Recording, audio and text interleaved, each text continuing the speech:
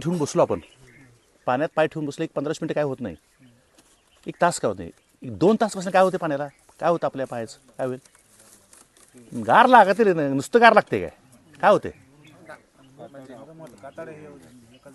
हा आम्ही त्याला किरवंजल शब्द म्हणतो, आमच्या किरवंजलं, तुम्ही काय म्हणते गाताडलं काय शब्द वापरता बघा. तर ते कशाला लागते का, मुळांच्या कक्षेत आपण पाणी कशाला द्यायचं आहे, पिकांच्या मुळांच्या कक्षेत पाणी राहिलं पाहिजे. पाणी ह्याच्यात काय अजून शेतावर आलंच नाही, बरंच काय आलेलं नाही तुम्हाला, पिकांच्या मुळांच्या कक्षेत पाणी राहिलं पाहिजे. तिथून पाणी खाली गेलं की असणारी अन्नद्रव्ये खाली निघून जात आहेत. दुसरी गोष्ट, जास्त पाणी, आपल्या त्वचे इतकीच हळदी साल नाजूक आहे, सतत पाणी मुळाच्या कक्षेत राहिल्यामुळं ती मुळं कुजण्याची, सडण्याची शक्यता जास्त असते.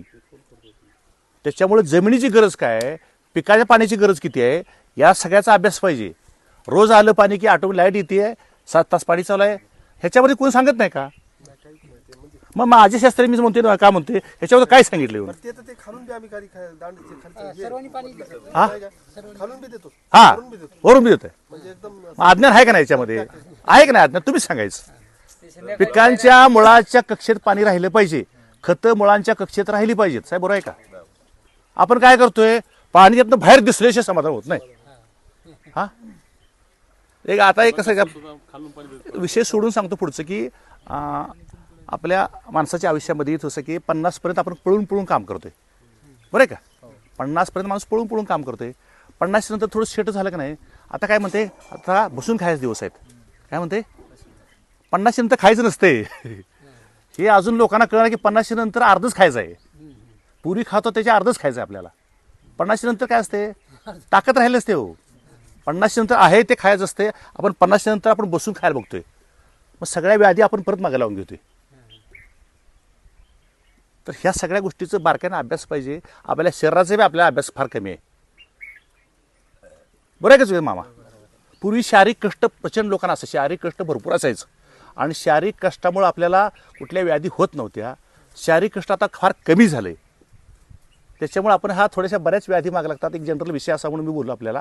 तर ह्या सगळ्या गोष्टीची माहिती असणं गरजेचं आहे. म्हणून मी तो की शेती समजणं एवढं सोपं नाही. आता जर या पिढीला नाही कळली, माती नाही कळली, पाणी नाही कळलं, तर पुढची पिढी काय करणार मग.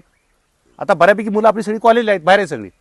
याच मुलांना आपण जर नाही सांगितलं की काय पाण्याची अवस्था आहे, तर हे फार अवघड आहे. शेतात काय आता काय माहिती काय, खर्च करणं म्हणजे पेस्टिसाइडवर जास्त खर्च. नाही, विषय काय अज्ञान आहे हो. मला काय सांग, करायला पाहिजे, किती करायला पाहिजे, केलं पाहिजे, पण किती करायला पाहिजे हेच भान पाहिजे की नाही मला. हां हां मी सांगितलं ठीक, किती करायला पाहिजे ह्याला पाहिजे की नाही. हां शेतकऱ्याचा जवळपास 50% खर्च पेस्टिसाइड आणि माझा मुद्दा लक्षात घ्या की यासाठी आपण किती माहीत असणं गरजेचं आहे आपल्याला ना.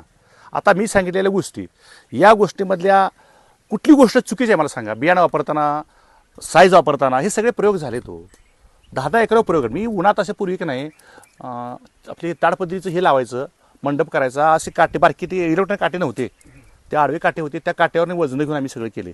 150 जातीचा मी अभ्यास केला आहे.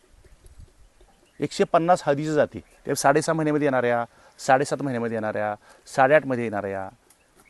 मग त्याला कुठली फवारणी, लीफ ब्लॉच जो असतो त्याच्यामध्ये लहान लहान तांबूस टिपके पडतात, त्याच्यावर काय फवारला पाहिजे, फवारणी करताना कुठलं औषध अगोदर घ्यायला पाहिजे, या सगळ्या गोष्टीचा आपण टप्प्याटप्प्याने घेऊ. आता एवढंच. ह्याच्यामध्ये अजून काय शंका आहे का हळद काढणीमध्ये. आता साठवणुकीमध्ये काय म्हणजे आपण काय बुरशीनाशक द्यायचा काय वापर असतो. नाही, साठवणुकीला कसं आहे माहिती आहे का, आता दराची परिस्थिती आता बघितली, हळद ही अजिबात ठेवू नका. आता आहे ते मार्केटला पाठवायची आहे, ते फक्त पॉलिश करून मार्केटला पाठवा.